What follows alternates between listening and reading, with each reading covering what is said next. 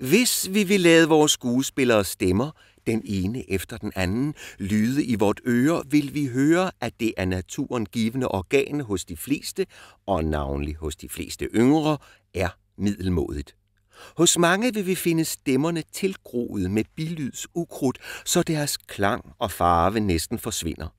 Læsbelyd og halv hæshed florerer særligt, og lader diktionen blive trangbrystet og væsende.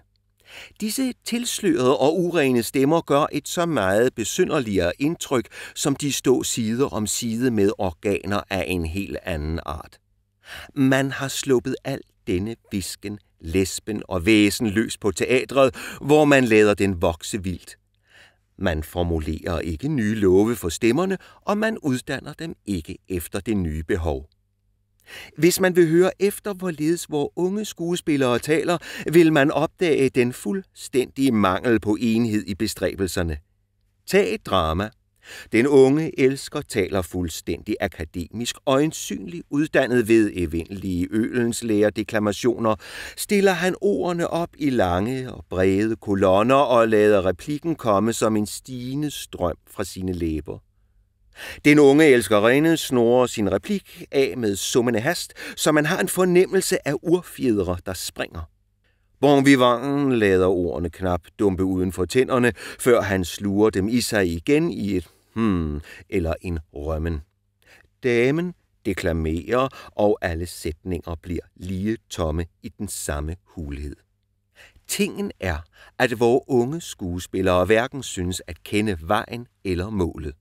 Midt i en brydningstid mellem en ny og en gammel kunst, forsømmer de at udvikle deres vigtigste middel, stemmen. Eller de uddanner den uden plan og uden ret at gøre sig rede for, hvortil den skal være dem et middel.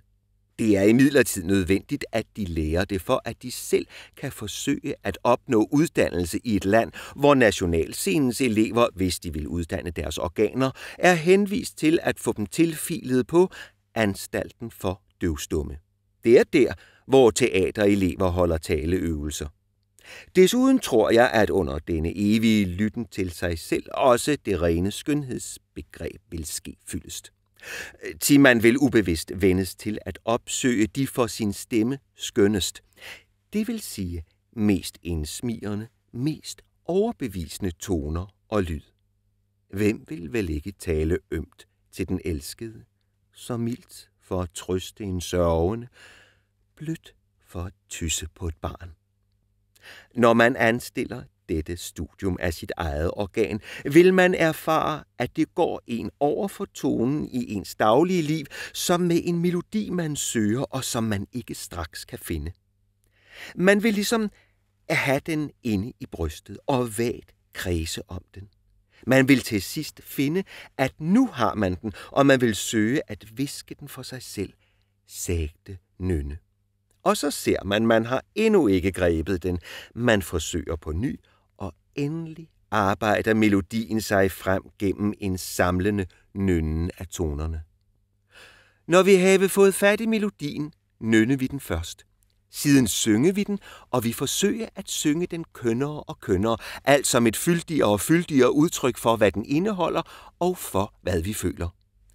Således også med skuespillernes stemme.